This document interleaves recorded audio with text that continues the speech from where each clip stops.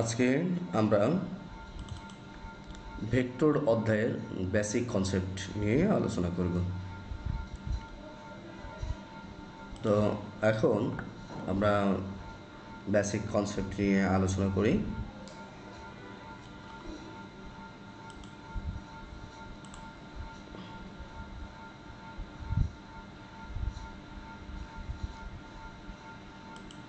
ওকে,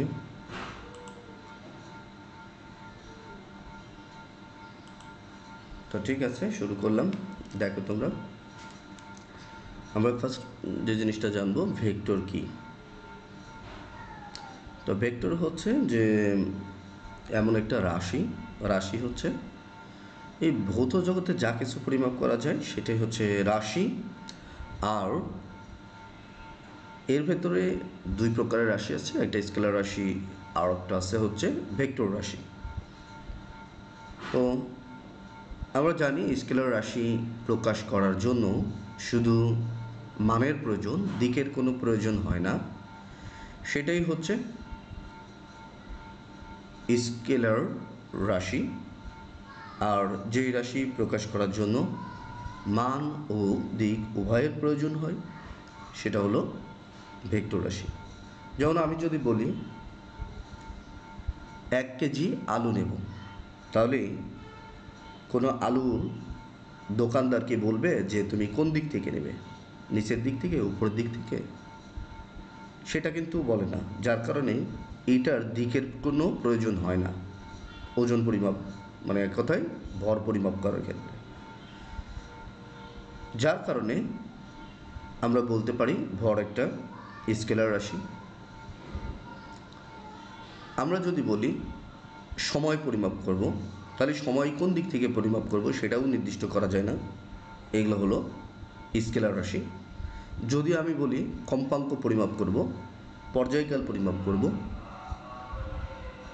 কাজ পরিমাপ করব, ক্ষমতা পরিমাপ করব, এইগুলো পরিমাপ করা যায় না। বিভব আমরা কোন দিক থেকে পরিমাপ করব সেটা বলা যায় না। বিভব পরিমাপ করব বা তড়িৎ বিভব, মহাকর্ষ বিভব, তাহলে এটা নির্দিষ্ট করে বলা না যাওয়ার কারণে, দিক নির্দিষ্ট না থাকার কারণে আমরা বলি যে এইগুলো স্কেলার রাশি। আর ভেক্টর রাশির হচ্ছে যখন আমরা প্রকাশ করি, বলি যে একটা বস্তু স্মরণ হয়েছে, এখন সেই বস্তুটা উত্তর দিকে গেছে কিনা, দক্ষিণ দিকে গেছে কিনা, পূর্ব দিকে গেছে কিনা, পূর্ব পশ্চিম যেদিকেই যাক না কেন, আমাদের দিকের প্রয়োজন হবে যে কোন দিকে সে সরেছে বা তার স্মরণ কোন দিকে হয়েছে, দিকটার প্রয়োজন হচ্ছে।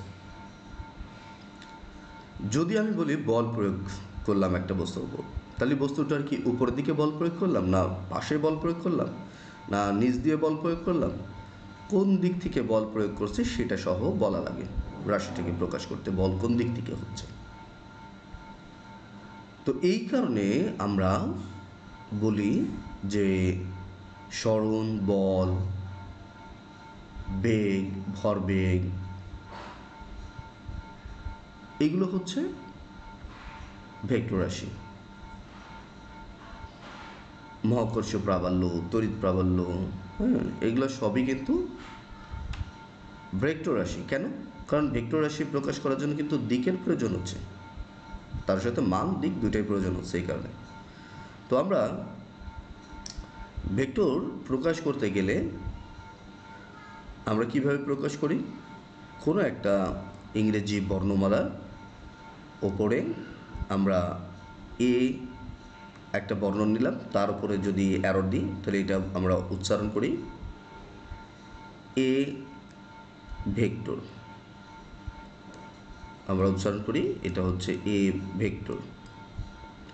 আমরা যদি বলতাম যে মডুলাস অফ এ, তাহলে এটাকে আমরা মডুলাস অফ এ মানে শুধু এ কিন্তু বুঝি। এটাকে আমরা বলি যে এ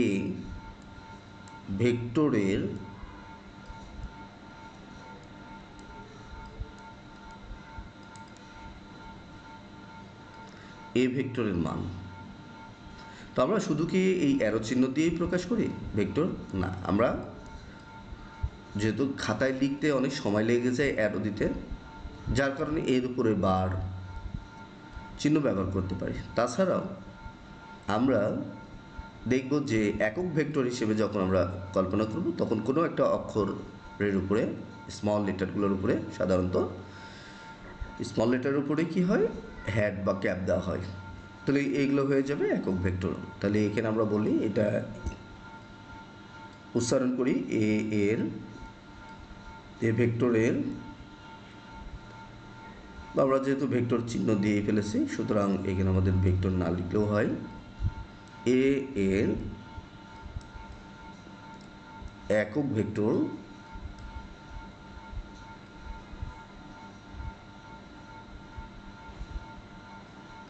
এর একক ভেক্টর আমরা বলবো সেটাই হচ্ছে এ ক্যাপ বা হেড। তাহলে এর একক ভেক্টর। অনুরূপভাবে যদি আমি বলি বি এর একক ভেক্টর, তাহলে আমরা বলবো বি ক্যাপ। তাহলে এই যে আমরা এইভাবে কোনো একটা অক্ষরের উপরে আমরা ক্যাপ বা হেড দিয়ে দিচ্ছি, এগুলো কিন্তু একক ভেক্টর বুঝে, এগুলো ভেক্টর। আর আমরা যখন কোনো একটা অক্ষরের উপরে এরকম বার অথবা এমন দিচ্ছি সেগুলো ভেক্টর। আবার কখনো আমরা এইভাবেও ভেক্টর প্রকাশ করতে পারি, তবে এগুলো একক ভেক্টর নয়, এটা হচ্ছে ভেক্টর বোঝানো হয়। তা আমরা ভেক্টর আমরা এমনও দিতে পারি, এর নিচে যদি দাগ হয় এটাও ভেক্টর বোঝাই, কিন্তু সাধারণত আমরা এইভাবে অথবা এইভাবে খাতায় লিখব। তো আমরা এখন যদি বি লিখি, তাহলে বি এর উপরে আমরা বার দেওয়া মানে এটা একটা বি ভেক্টর, তাহলে এটা আমরা বলবো বি ভেক্টর উচ্চারণ করব। আমরা যদি লিখি যে মডুলাস অফ বি, তাহলে এখানে আমরা এটাকে শুধু বিউ বলতে পারি। এটা দ্বারা আমরা বুঝছি যে বি ভেক্টরের মান, বি ভেক্টরের মান।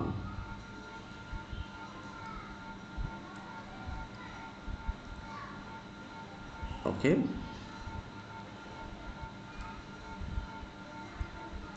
তো বি ভেক্টরের মান হচ্ছে, আমরা এখানে বি এর মানও বলতে পারি, ভেক্টর তো চিহ্ন দেওয়াই হয়ে গেছে।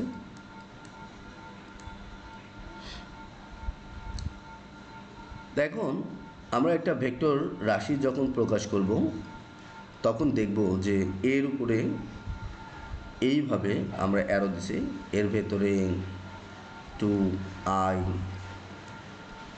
এমন যে, তারপরে এমন 2k এমন কিছু থাকতে পারে। তো এইভাবে যে ভেক্টরটা আমরা লিখলাম, এই ভেক্টর থেকে আমরা কি বুঝি? এই ভেক্টর থেকে আমরা বুঝতেছি যে এইটা হচ্ছে মান বোঝানো হচ্ছে, আর এইটা দ্বারা দিক বোঝানো হচ্ছে। তাহলে এখানে এর সব কি আছে, 1 দ্বারা আমরা মান বুঝছি, আর এটা দ্বারা আমরা দিক বুঝছি। এটা দ্বারা মান বোঝানো হচ্ছে, এটা দ্বারা দিক বোঝানো হচ্ছে। এটার দিক হচ্ছে কে দ্বারা আমরা বুঝবো, জেড অক্ষ।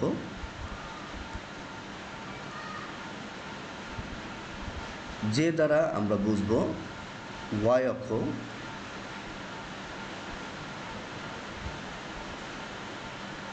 আমরা এক্স, এই যে আই দ্বারা আমরা যেটা বুঝবো এক্স অক্ষ। তাহলে এখান থেকে আমরা একটা ভেক্টর থেকে কি জানি, ভেক্টর দিয়ে সাধারণত মান এবং দিক দুইটাই প্রকাশ করা হয়। তাই আমরা বলি যে ভেক্টর প্রকাশের জন্য মান ও যে রাশি প্রকাশের জন্য মান দিকের প্রয়োজন হয় সেটাই হলো ভেক্টর রাশি। যদি আমি বলি a = 3, সুতরাং এটা শুধু মান, এটা স্কেলার রাশি। তাহলে আমরা একটা ভেক্টর রাশি জিনিসটা কিভাবে থাকে আমরা দেখলাম। তো এখন আমরা বুঝবো যে এই ভেক্টর রাশিগুলার মান কিভাবে নির্ণয় করা হয়। এমন এক ভেক্টর রাশি আছে। এখন তোমাদের বলি, এই যে এইটা তো আমরা বললাম প্রত্যেকটার যে আইজেকের সহগ সেগুলো হচ্ছে দিক অনুসারে মান। এটা বোঝাচ্ছে যে এক্স অক্ষ বরাবর 2 ঘর যেতে হবে। অর্থাৎ আমরা এখানে বুঝছি এটা যদি এক্স হয়, ওয়াই, জেড, তাহলে এদিকে 1 ঘর 2 ঘর, সেটাই হচ্ছে 2i বুঝাচ্ছে। এখানে 1j, তার মানে ওয়াই অক্ষ বরাবর 1 ঘর বুঝাচ্ছে, জেড অক্ষ বরাবর 2 ঘর বুঝাচ্ছে। তাহলে এখানে খেয়াল করো যে এইভাবে আমরা এই ভেক্টরটার যে এ ভেক্টরটা সাধারণত এই বরাবর ক্রিয়া করবে এবং এই বরাবর যেই ভেক্টরটা হবে সেটাই হচ্ছে এ ভেক্টর। অর্থাৎ এ ভেক্টর মানেই হচ্ছে এটার যোগ ওয়াই অক্ষ বরাবর মানটা কত আছে সেটা, যোগ জেড অক্ষ বরাবর কত আছে সেগুলোর যোগফল। তাহলে আমরা এখানে এই একে এইভাবে প্রকাশ করতে পেরেছি এই কারণে। এখন আমরা যে জিনিসটা জানবো, আর আরেকটা বিষয় বলি, এটাকে আমরা পুরো অংশটাকে যেটা বলি যে এ ভেক্টরের এক্স অক্ষ বরাবর উপাংশ, এ ভেক্টরের ওয়াই অক্ষ বরাবর উপাংশ, এ ভেক্টরের জেড অক্ষ বরাবর উপাংশ। তারপরে এগুলো এক একটা উপাংশ বোঝাচ্ছে, এই এ ভেক্টরের উপাংশ বোঝানো হয়েছে। এখন আমরা বিভিন্ন প্রকারের ভেক্টর নিয়ে আলোচনা করব এবং তার আগে আরেকটা বিষয় বলি যে এখানে আমরা এ ভেক্টরের মানটা কিভাবে বের করব। এ ভেক্টরের যদি মান বের করতে যাই তাহলে আমরা জানি এ যদি লিখতে পারি অথবা মডুলাস অফ এ লিখতে পারি, আর এটা দ্বারাই বোঝাই হচ্ছে এ ভেক্টরের মান। তোমরা যখন এ ভেক্টরের মান বের করবে তখন কি করবে, এখানে আই জে কে এর সহগগুলোকে বর্গ করে রুট করবে, বর্গ করে যোগ করে রুট করবে। অর্থাৎ আমি দেখাই দিই, আয়ের সহগ 2 আছে, 2কে স্কোয়ার করলাম, যে সহগ 1 আছে, যদি -1 থাকতো তাহলে মাইনাস সহ লিখে স্কোয়ার করতাম, যেহেতু এখানে মাইনাস নেই সুতরাং এর সহগটা 1 আছে, 1কে স্কোয়ার করলাম, যোগ 2 স্কোয়ার, 2-র আগে যদি মাইনাস থাকতো তাহলে আমরা এইভাবে লিখতাম -2 লিখে তারপর হোল স্কোয়ার লিখতাম। অর্থাৎ সবসময় যেন এখানে ভেতরে প্লাস আসে। তাহলে এইটুকু ক্যালকুলেশন করলে আমরা পাচ্ছি 4 4 8 8 9, তার মানে এখানে রুট করলে 3। এটা হলো এই ভেক্টরটার মান। যাই হোক, এমন কোনো ভেক্টর যদি দিয়ে দেয় সেই ভেক্টরটার মান নির্ণয় করতে বললে জাস্ট আমরা আই জে কে এর সবগুলোকে স্কোয়ার করে তার যোগফলকে রুট করলে যেটা পাবো সেটাই হচ্ছে ওই ভেক্টরের মান। তো এখন আমরা জানবো যে দেখো বিভিন্ন প্রকারের ভেক্টর নিয়ে আলোচনা করব।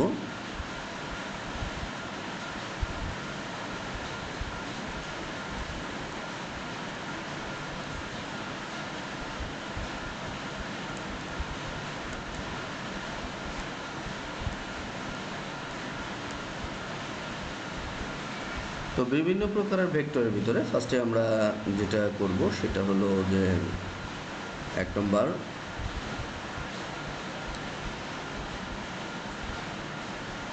আমরা একক ভেক্টর নিয়ে আলোচনা করি।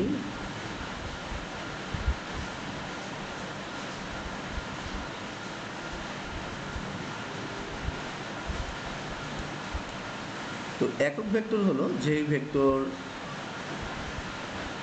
দ্বারা একক ভেক্টর হচ্ছে কোনো ভেক্টরকে আমরা এইভাবে সংজ্ঞা দিতে পারি, যেহেতু আমি এ এর উপরে ক্যাপ লিখছি বা হ্যাট লিখেছি, হ্যাট মানে টুপি, এটাকে ক্যাপ বা হ্যাট বলা হয়। তো আমরা কোনো একক ভেক্টর হচ্ছে কোনো ভেক্টরকে তার মান দ্বারা ভাগ করলে যে পরিমাণ পাওয়া যায় সেটাই হচ্ছে একক ভেক্টর। আমি যদি এখন বলি যে বি একক ভেক্টর, এখানে একক ভেক্টরের চিহ্ন হবে, বি এর একক ভেক্টর হচ্ছে বি ভেক্টরকে তার মান দ্বারা ভাগ করব। এখন দেখো যে এই একক ভেক্টরের দিক কোন, মানে একক ভেক্টর তো আমরা জানি দিক বোঝাই, তাহলে এটা কোথায় কীভাবে বোঝাই? আমরা জানি যদি এটা এ হয় তাহলে এ এর দিক বোঝানোর জন্য আমরা এ হ্যাট লিখি। তাহলে আমরা স্মল এ হ্যাট মানে এ যেই দিকে, মূল ভেক্টরটা যেই দিকে, একক ভেক্টরটা ওই দিকে, অর্থাৎ এদের মধ্যবর্তী যে অ্যাঙ্গেলটা এরা 0 ডিগ্রি অ্যাঙ্গেলে থাকে এবং এরা সমান্তরালে থাকে। কোনো ভেক্টরকে এর একক ভেক্টর হলো ওই ভেক্টরকে তার মান দ্বারা ভাগ করলে যে পরিমাণ পাওয়া যায় সেটাই একক ভেক্টর। তো তোমরা তো জানো যে মডুলাস অফ এ ভেক্টর মানেই হচ্ছে এ ভেক্টর। তোমরা এটাও মনে রাখবা যে এ কে যদি আমরা মডুলাস দিয়ে ভাগ করি তাহলে কি লিখতে পারি? Modulus of A modulus of B. তাহলে আমরা যদি এখানে মান নির্ণয় করতে চাই যে এ ভেক্টরের মান কত, তাহলে উভয় পাশে আমরা মডুলাস দিচ্ছি, মডুলাস মানে মান বোঝাচ্ছে। এটা দ্বারা আমরা বুঝি যে modulus of A vector, modulus of A by A কেটে এখান থেকে 1 পাওয়া গেল। তাহলে আমরা এখান থেকে বলতে পারছি যে একক ভেক্টরের মান 1। তাহলে আমরা সংজ্ঞায় কিন্তু এটাও বলতে পারি যে ভেক্টরের মান 1, তাহলে যে ভেক্টরের মানটা 1 তাকেই বলা হয় একক ভেক্টর। অথবা বলতে পারি কোনো ভেক্টরকে তারই মান দ্বারা ভাগ করলে যে ভেক্টর পাওয়া যায় এটা কোনো ভেক্টর, আর এটা হচ্ছে তার মান। তাহলে কোনো ভেক্টরকে তার মান দ্বারা ভাগ করলে যে পরিমাণ পাওয়া যায় সেটাও হচ্ছে একক ভেক্টর। তাহলে আমরা বলতে পারি এ ভেক্টরের এ এর একক ভেক্টর,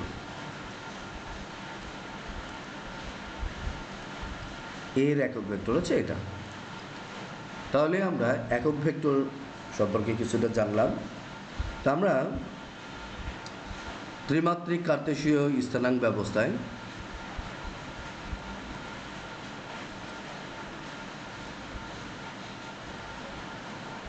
আই এক্স অক্ষ বোঝাবে, ওয়াই অক্ষ বোঝাতে যে ব্যবহার করা হয়েছে, জেড অক্ষ বোঝানোর জন্য কি ব্যবহার করা হয়েছে। তাহলে আই সে কি এগুলো হচ্ছে একক ভেক্টর এবং এখানে মনে রাখবে এগুলো সবসময় 90 ডিগ্রি কোণ নিয়ে থাকে। আমরা যদিও আপাত দৃষ্টিতে মনে হচ্ছে না সকলে 90 ডিগ্রিতে আছে, কিন্তু তারা অবশ্যই 90 ডিগ্রি অ্যাঙ্গেলে থাকে। এরা কিন্তু এখানে 90 ডিগ্রি অ্যাঙ্গেল আছে। এখন যদি আমি বলি যে আই একক ভেক্টর ও জে এর মধ্যবর্তী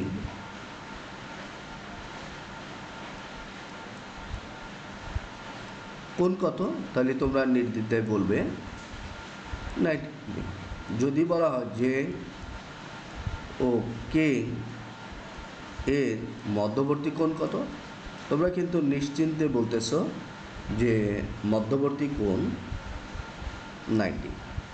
কে ও আই এর মধ্যবর্তী কোণ কত, তোমরা কিন্তু নিশ্চিন্তে বলছো 90। এখন যদি তোমাদের বলা হয় আই ও আই, অর্থাৎ এখানে আই আছে আর একটা আয়ের দিক কোন দিকে হবে? আগের আই যেদিকে কাজ করছিল ওই দিকেই, অর্থাৎ আই ও আই এর মধ্যবর্তী কোণ 0 degree.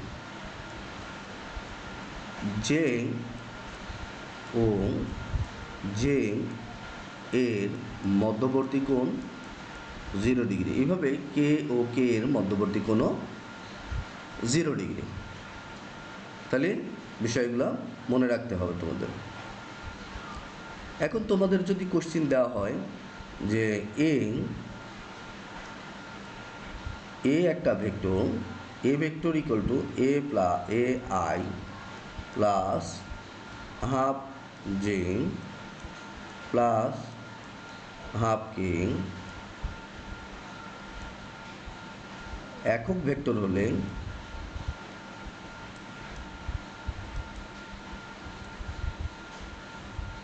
Small A equal to কত? তাহলে আমরা এটা কিভাবে করব? আমরা এটা করতে গেলে যে কাজটা করব, যেহেতু বলা হয়েছে যে এখানে কিন্তু এইটা চাওয়া হয়েছে যে এখানকার যে এ চেয়েছে, তাহলে এ ইকুয়াল টু কত আমরা বের করব কিভাবে? দেখো, আমাদের বলা হয়েছে এই ভেক্টরটা একটা একক ভেক্টর, অর্থাৎ মডুলাস অফ এ এটার মান হলো 1। যেহেতু এখানে এ ভেক্টর দেওয়া আছে ওইটার মান 1, তাহলে এই যে এই মডুলাস বার হওয়া মানেই হলো রুট ওভার এ স্কোয়ার, যে সহগ হচ্ছে 1/2 স্কোয়ার, কে এর সহগ হচ্ছে 1/2 স্কোয়ার ইকুয়াল টু 1। তো এটা তোমরা সমাধান করে দেখো এখান থেকে কি আসে। সমাধান যদি তোমরা করো 1/4 আসবে, স্কোয়ার আছে 1/4, যোগ করলে 1/2, তাহলে এ স্কোয়ার ইকুয়াল টু, আচ্ছা একবারে না করি, আমরা লিখতে পারি যে 1/2 লিখতে পারি। 1/4 যোগ করলে হাফ ইকুয়াল টু এই 1টা। তাহলে এখান থেকে এর মানটা আমরা একের থেকে হাফ বাদ দিলে হাফ থাকবে, যেহেতু স্কোয়ার আছে তাহলে আরেক পাশে আমরা প্লাস মাইনাস রুট ওভার 2 দিব। তো হয়ে গেল, এই হচ্ছে আমরা 1 থেকে হাফ বিয়োগ করছি, হাফ ছিল, স্কোয়ারটা রুট করে দিছি, অ্যান্সার এটা। তো এইভাবে আমরা একক ভেক্টরের মান নির্ণয় করতে পারি। তো এখন দেখো যে আমরা যদি বলি, এমন যদি বলি যে ধরো যে এ ইকুয়াল টু 1/√2 আই 1/√2 জে কি ধরনের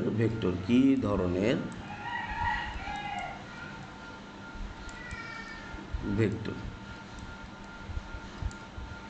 তাহলে কি ধরনের ভেক্টর, এটার উত্তর হলো, আগে দেখব মানটা বের করে। তাহলে আমরা মান বের করে দেখতেই পাচ্ছি, দেখি কি হয়। এটা হল স্কোয়ার, অর্থাৎ আই এবং জে এর সবকে স্কোয়ার করলাম, 1/2 যোগ 1/2, হাফ যোগ করলাম, তার মানে এখান থেকে স্কোয়ার রুট কেটে গেছে, 1 হয়, 1কে রুট করলে 1। তাহলে এই ভেক্টরটার মান যেহেতু 1, সুতরাং এটা একক ভেক্টর।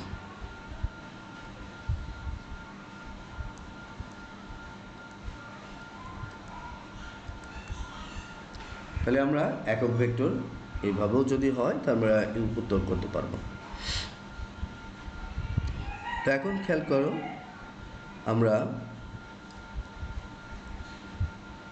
এখন যেই বিষয়টা নিয়ে আলোচনা করব সেটা হচ্ছে যে নাল ভেক্টর।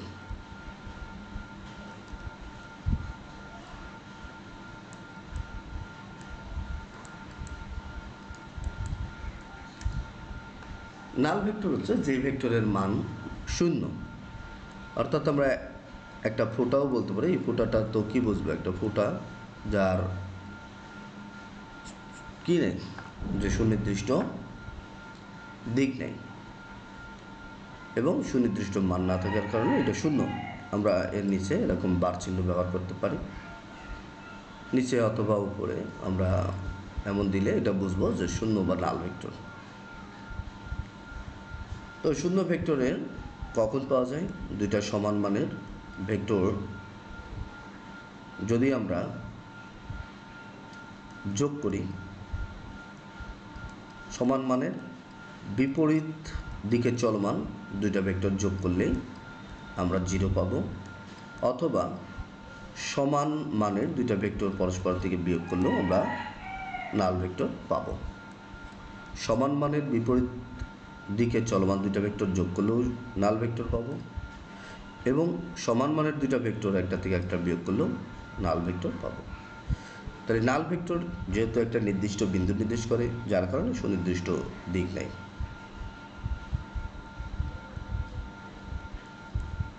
স্বাধীন ভেক্টর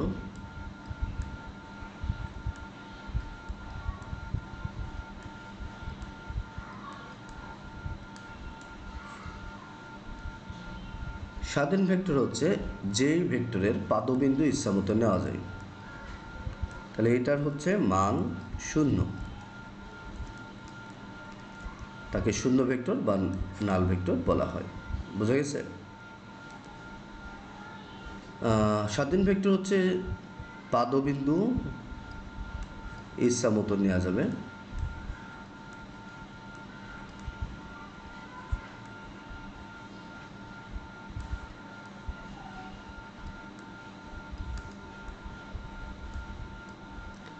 তাহলে যে ভেক্টর পাদবিন্দু ইচ্ছামতো নেওয়া যায়, অর্থাৎ মূল বিন্দুতে ছাড়াও আমরা যদি ইচ্ছামতো যে কোনো জায়গায় থেকেই যদি নিই, অর্থাৎ এখান থেকে নিতে পারি বা এখান থেকে নিতে পারি, যে কোনো জায়গা থেকে যদি আমরা যে ভেক্টরের পাদবিন্দু নেওয়া যায় সেটাই হচ্ছে আমরা বলি স্বাধীন ভেক্টর। তাহলে পাদবিন্দু মূল বিন্দুতে না হলে আমরা এটাকে বলি স্বাধীন ভেক্টর। তো আমরা স্বাধীন ভেক্টর সম্পর্কে জানলাম। আর যে ভেক্টরের মান 0 না, তাকে বলা হয় কিন্তু সঠিক ভেক্টর।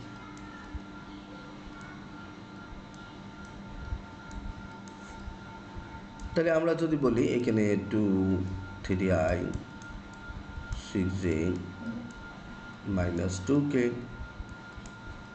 এই ভেক্টরের মান কিন্তু 0 পাওয়া যাবে না। অর্থাৎ আমরা যদি মূল্যাস করি, এগুলো যদি স্কোয়ার করি, তাহলে কি পাবো?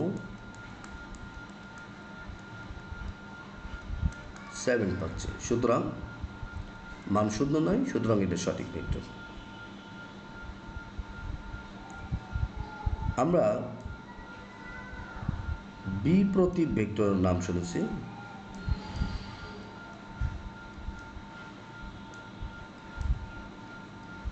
বিপ্রতীপ বা ব্যতিহার ভেক্টর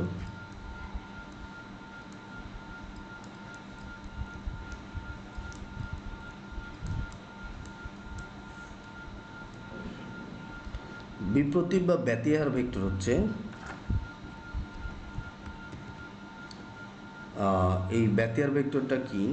দেখো, যদি আমরা এখানে একটা ভেক্টর দেওয়া আছে 2i, তাহলে আমি যদি বি একটা ভেক্টরকে লিখি 1/2i, তাহলে এটাই হয়ে যাবে ব্যতিহার বা বিপ্রতীপ ভেক্টর বা ব্যতিহার ভেক্টর। তো বিপ্রতীপ ভেক্টরের ক্ষেত্রে দিক একই থাকে কিন্তু মান উল্টা হয়। তো এটার অ্যাঙ্গেল হচ্ছে বিপ্রতীপ ভেক্টর দ্বয়ের মধ্যবর্তী কোণ 0 ডিগ্রি হবে। আমরা বিপ্রতীপ ভেক্টর সম্পর্কে জানলাম। এখন আমরা জানব সদিশ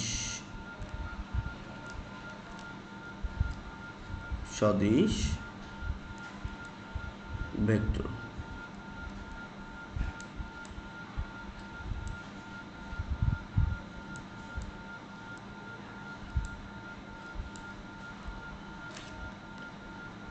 সদিশ ভেক্টর বা সমান্তরাল ভেক্টর, আমরা সমান্তরাল ভেক্টর বলতে পারি। যদি দুইটা ভেক্টর, ধরো এদিকে পি একটা বল এবং এদিকে কিউ একটা বল, দুইজনে একই দিকে ক্রিয়া করছে, এদের লব্ধি কী হবে? আমরা ধরে নিলাম পি বলটা কিউ থেকে বেশি, সুতরাং এই দুইটার মধ্যবর্তী লব্ধিটা এর দিকে কিছুটা সরে যাবে এবং সেটা হচ্ছে আর। আর হবে দুটো যদি সমান্তরাল 0 ডিগ্রি অ্যাঙ্গেলে থাকে, তাই পি প্লাস কিউ হয়।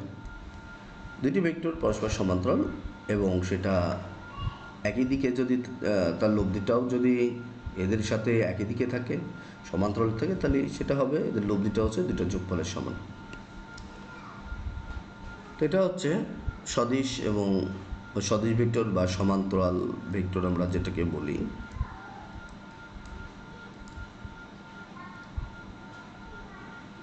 এখন খেয়াল করো, বি সদিশ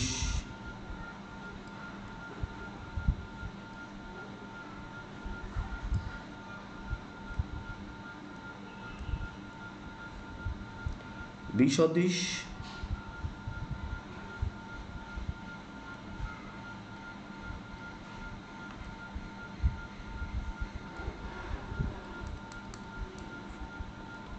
বিসদৃশ ভেক্টর হচ্ছে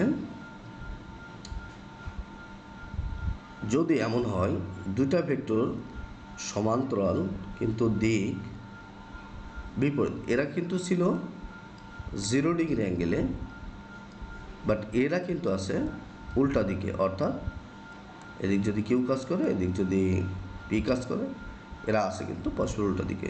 এবং লব্ধি কোন দিকে কাজ করবে?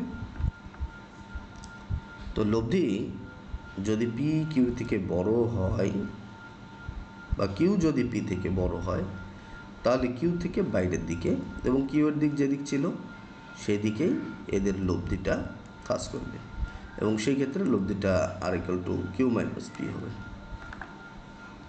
তাহলে দুইটা ভেক্টর পরস্পর বিপরীত দিকে যদি ক্রিয়া করে, তাহলে বিসদৃশ ভেক্টর। তো বিসদৃশ ভেক্টর পরস্পর 180 ডিগ্রি অ্যাঙ্গেলে কাজ করে। এখন আমরা যে জিনিসটা শিখবো সেটা হলো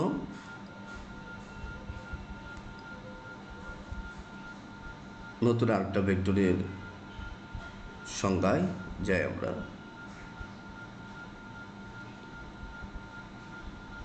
অবস্থান ভেক্টর আগে আমরা জানি, অবস্থান ভেক্টরটা আগে জানি।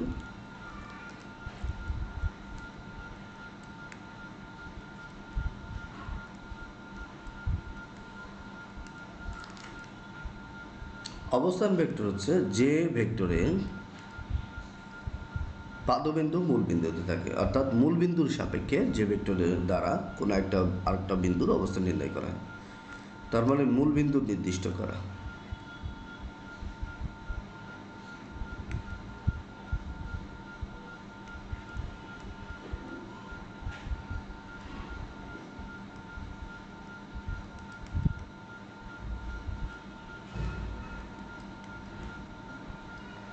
মূলবিন্দুর সাপেক্ষে যে ভেক্টর দিয়ে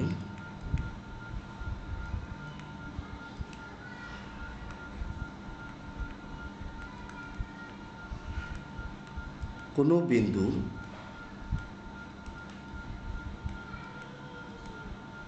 অবস্থান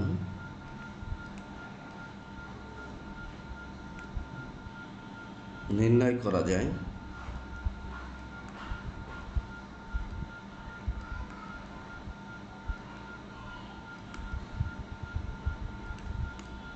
মূলবিন্দুর সাপেক্ষে যে ভেক্টর দিয়ে কোনো বিন্দুর অবস্থান নির্ণয় করা হয় যায়, তাকে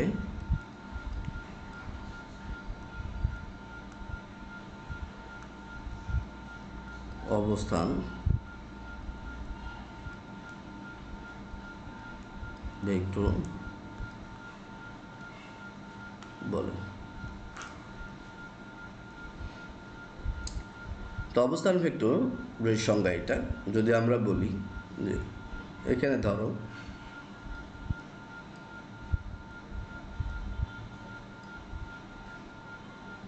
ওয়াই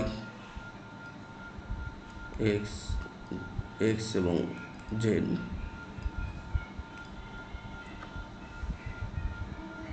তাহলে আমরা যদি কখনো বলি যে এদিক বরাবর এক্স অক্ষ বরাবর এক্স অংশ গেছে, ওয়াই অক্ষ বরাবর ওয়াই অংশ গেছে, জেড অক্ষ বরাবর জেড অংশ গেছে, তাহলে এগুলোর সাথে যদি আমরা আই দিই তাহলে সেগুলো হয়ে যাবে উপাংশ,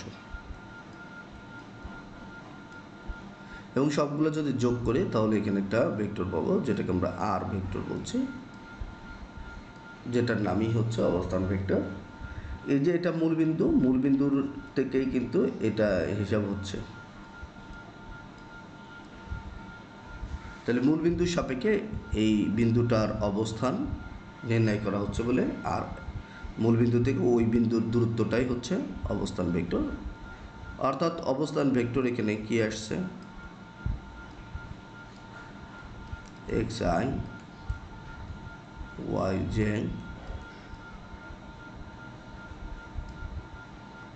জেড কে,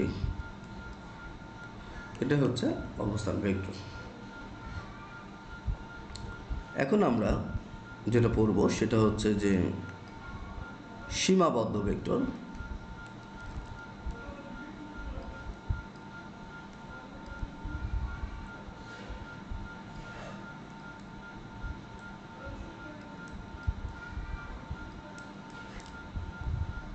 সীমাবদ্ধ ভেক্টর হচ্ছে যে যেই ভেক্টরের পাদবিন্দু নির্দিষ্ট করা থাকে, এর আবার পাদবিন্দু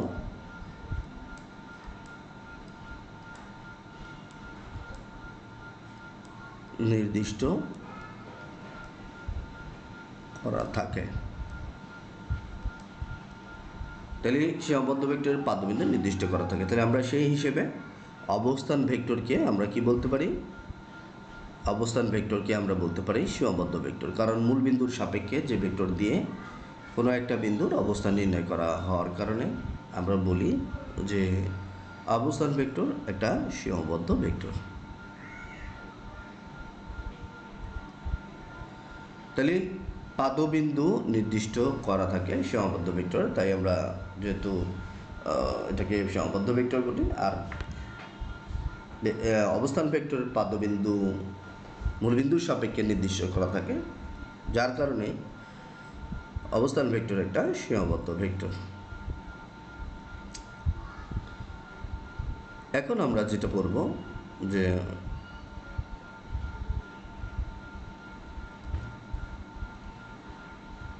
বিপরীত ভেক্টর। সমান ভেক্টর আগে আমরা জানি,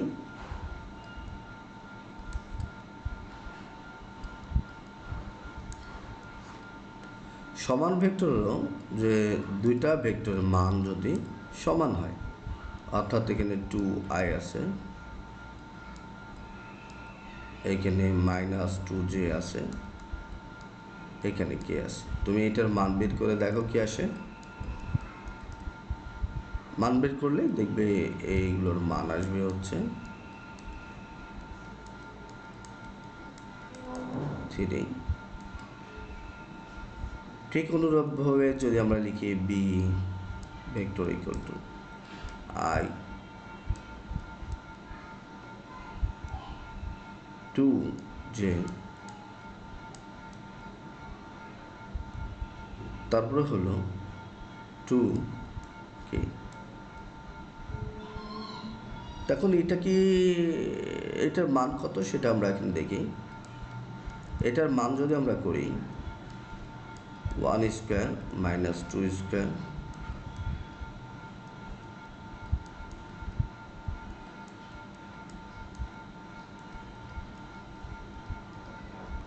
তাহলে এই বি ভেক্টরের মানও 3, এই ভেক্টরের মানও 3। সুতরাং এ ভেক্টর এবং বি ভেক্টর হলো সমান ভেক্টর। সমান ভেক্টর দুইটার মধ্যবর্তী অ্যাঙ্গেল 0 ডিগ্রি হয়, একই দিকে ক্রিয়া করে।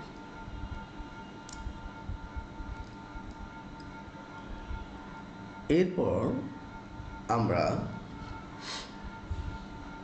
বিপরীত ভেক্টরটা জানব।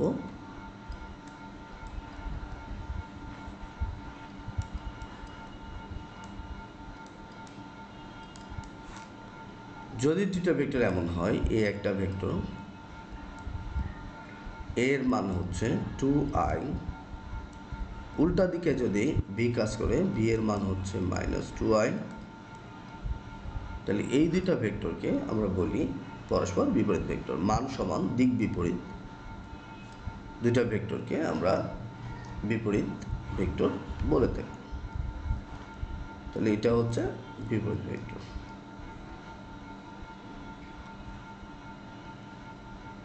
তাহলে আমরা এখন বিভিন্ন প্রকার ভেক্টর নিয়ে জানলাম। তো তোমাদের আরও কিছু কথা বলি। আমরা অবস্থান ভেক্টর যখন পড়েছিলাম, এই অবস্থান ভেক্টরের আরও নাম আছে, যেটাকে আমরা বলি সরণ ভেক্টর। তার মানে অবস্থান ভেক্টরের অপর নামই হচ্ছে সরণ ভেক্টর। কেউ চাইলে এটাকে ব্যাসার্ধ ভেক্টরও বলতে পারে। তাহলে অবস্থান ভেক্টর আরও একটা নাম ব্যাসার্ধ ভেক্টর। কথাগুলো মনে রেখো।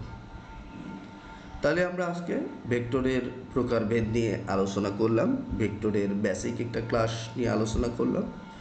নেক্সট আমরা খুবই গুরুত্বপূর্ণ ক্লাস করব, ভেক্টরের ম্যাথামেটিক্যাল কনসেপ্ট নিয়ে আলোচনা করব। তা আজকে এই পর্যন্তই।